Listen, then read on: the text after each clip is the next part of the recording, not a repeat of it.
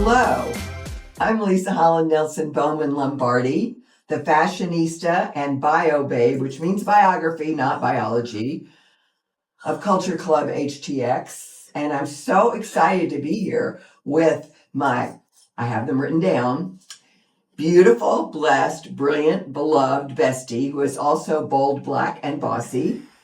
We have 8 now, but our friend Sandra Porter sent me the list today, you could never so remember. I could remember, which is very exciting. Shout and out I'm to going to you, hand it Sandra. over to her so she can tell you her name and tell it who else is hiding in the studio. Shavonnah Robert Schreiber, executive producer and co-host and 8th Wonder of the World. Yes, that's true. I did name you 8th Wonder of the World last week. Why did I do that? I don't remember. Because of my 8 on the 8th. That's the newsletter. right. That's said it right. was She really does good. an incredible blog on the 8th of every single month. Yeah. She As calls far as it day. 8 on the 8th. Yeah. And you said it was really good. You're like, I think you're the 8th Wonder. And I said, I'm taking it. But, We needed more things behind her name because I mean, you have lots. I do, and I also have Spitballer, which I don't use here. You don't use often. But, okay, so we have baseball boyfriend Scott. We give you some extra names. Hi. Hey, how are you doing? Doing great. What's your extra name? I'm trying to decide what kind of extra names you want to give me. I think I'll let you guys figure that one out. Okay, Jay, stand by. Stand by. We will. I'm not sure you want to do that. However, we're so excited to actually have you in the studio. I've been reading you for the last few Did you weeks. hear what she goes in your voice? Yes. She did Well, I start with hello, whatever. Hi. I say. Hi. You know, I don't know. I try to get, what are you, It's East Texas? East sort Texas. of. It's hard. Northeast It's Texas. hard for a Houston girl to speak with a Northeast Texas accent. Very difficult. Northeast Texas. Especially a Houston girl who's had a lot of voice and diction lessons. So, You know. Northeast Texas, where actually are you from? Well, I'm from a little town near Texarkana, which is about as far Northeast Texas What's as you the can name get. of the town? It's called Wake Village. Never heard of it. Well, let me help you. It's to help you locate it. It's almost halfway between Red Lick and Wombe.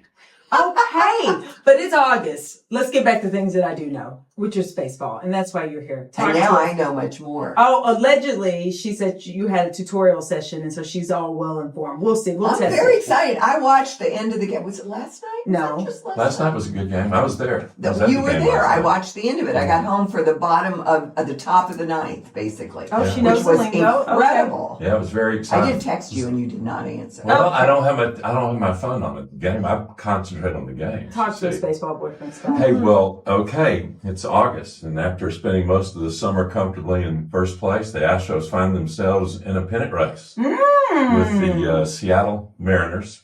For people who like meaningful September baseball, I think we're going to have that coming in front of us. It should Wow. be fun.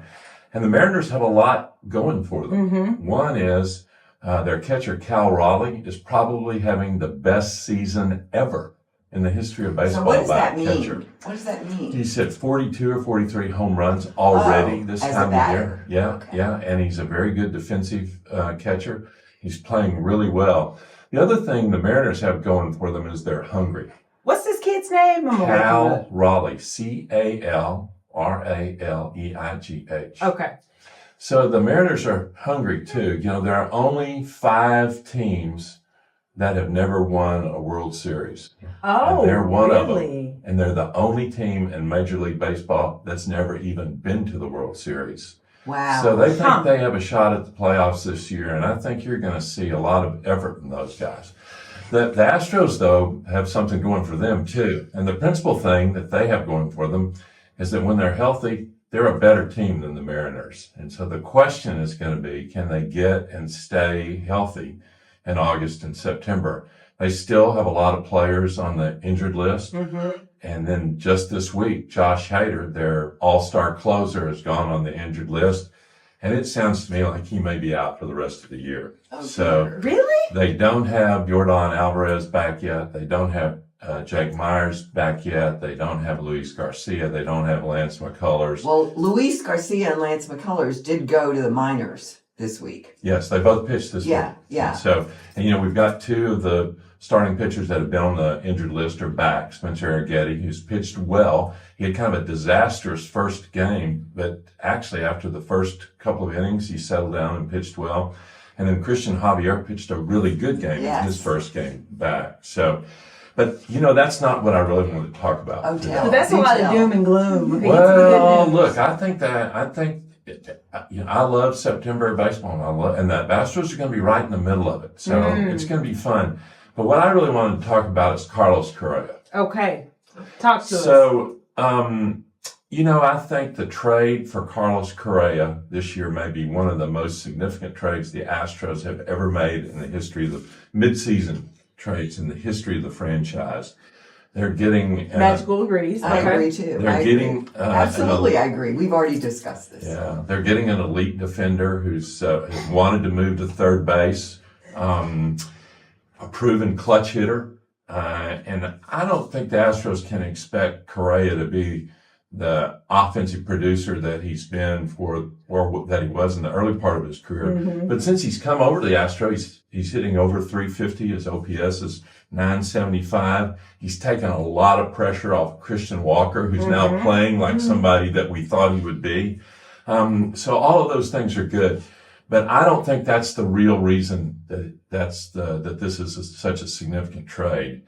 If you remember the very first time I was on your show, I said, I thought the big question for the Astros is who is going to be the team leader? Absolutely. Who is going to be the leader in the clubhouse? Yes. Correa has played for 11 games with the Astros since he's come back.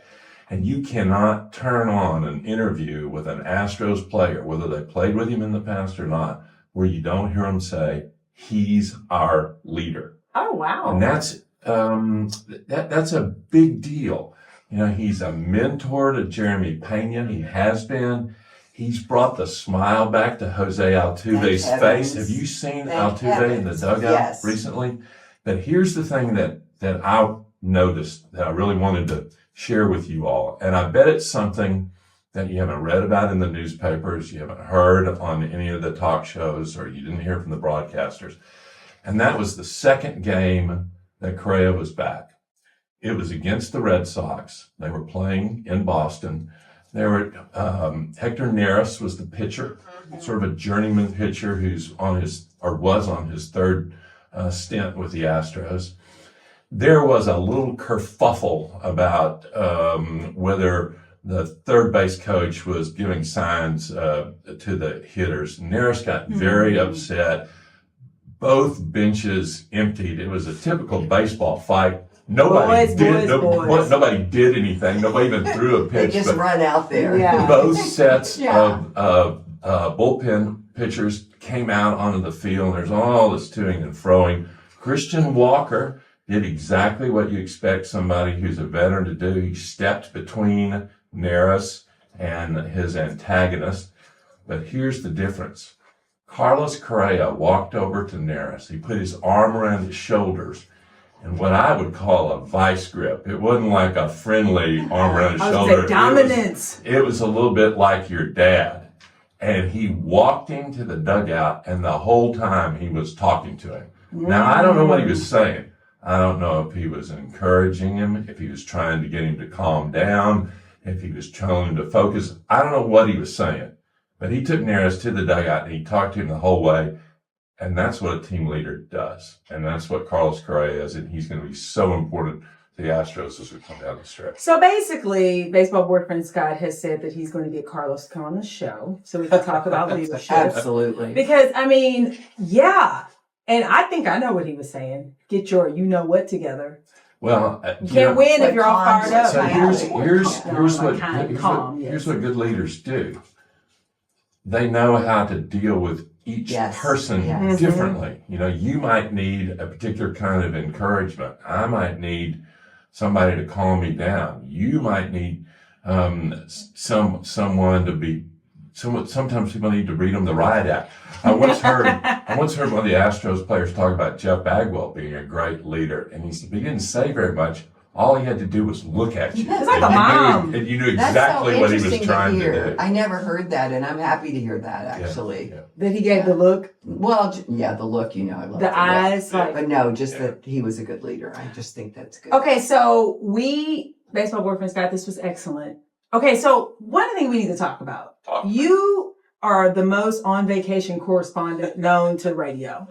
I'm like, how is he on so many holidays I mean, what's up with that? How often can we expect you? I mean, we're getting into the thick of it now. We need your commitment. Are you going to be here or not? Well, it's great. It's complicated. Don't tell me that. It's great being retired, Shavonnah. You know, I God. don't have to be anywhere at any time. And sometimes it's nice to be in a little cooler place than Houston in the middle of the summer. We have listeners in the Well, listeners have supposedly come. Maine's in the hundreds this week. Yes. Let's not that's change the right. subject. Well, I'm Can just we saying. rely on you to be here? Sometimes, yes. Oh God. Well, we're going to the game on the 1st. So you and I are said going to the game on the 1st. That's right. I'm going to bring my little scorecard. Okay. Get ready. We're going to Okay. be Your scorecard? What are you going to score him or score the game? both. Oh, you're going to do the thing with that thing you can score the game with? The thing with the thing. It's called a scorecard. Is it called a scorecard? I thought you said you had a baseball tutorial. Well, we didn't have a scorecard. We were.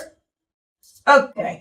I think we He probably. was a great coach. What? He explained so much to me. I know so much more. I turned on What the was last 2 outs of the 9th inning and thought maybe 2 I should turn him strikeouts. off. Well, good. Yeah. Magical is giving Is me he- the eye. Do we have? Is it? Here's the question. It's already time. Here's the question. Yes, ma'am. Yeah. I can't ask that question, FCC. But what I can ask is what other sports things you want to talk about? Well, I wanted to talk about the upgrades at NRG, but I'm What not about really going to. That they're just happening? A whole lot of them. They have happened for, and there's just a lot of them. I'm very excited that Craft Pizza is going to be there on the club level. I mean, but there's a lot of cool new food coming and new stuff. And the other thing was, Okay. SMU never mind. football. Oh, no. Well, no. You can talk about SMU football. I'm talking about Longhorns ranked number 1. What in heaven's name? They haven't played a game yet. I know. It terrifies me. SMU football. So Yeah, sure. last show we talked about how are you the announcer at the SMU football? Are you sure? Yes. Why are you going? Because who else goes to SMU? Are you there by yourself? Since they moved. She wanted me to ask you for Longhorn tickets. I said, no. He's at the SMU. I'm like, who else is going to the SMU game? So since they moved to the ACC, they draw pretty well in Dallas. Are you sure you're not the announcer? You No. should be. You could be. If they asked me to, maybe I'd consider it. No, because you have a job here, baseball boyfriend Scott. All right, and with that, we need to go to a break. Magical is giving us the finger. Well, The fickle finger of fate. the fickle. Next week we'll be reading him. Already. Well, So Yeah, you're back and I then think you're so. gone. I think back so. and gone. Huh. And then back and then gone. Whatever. We have the schedule. Well, now you've gotten practice. You've heard his voice again, so you can do the northeast Texas. Northeast Texas. What is it called? Wombat? Where are you from? No, I'm from In Wake between. Village, which is Wake Village. which is close to Wombi. Wombi, not Wombat. So I and have what to was tell the you, other one? What Red was- Lick. Red Lick. And Wombi, interestingly enough, in East Texas is spelled W-A-M-B-A. Wombi. So it's Wamba. Wombi is the name of the town. It's just spelled. I would never find it on a We're map going if to take you a hadn't break and sold we're us going to that. locate it on the map, which it probably doesn't exist because he just made all that up. Thank you, baseball boyfriend Scott. This was terrific. Okay, Shavonnah. We'll be back. We'll be back. Bye.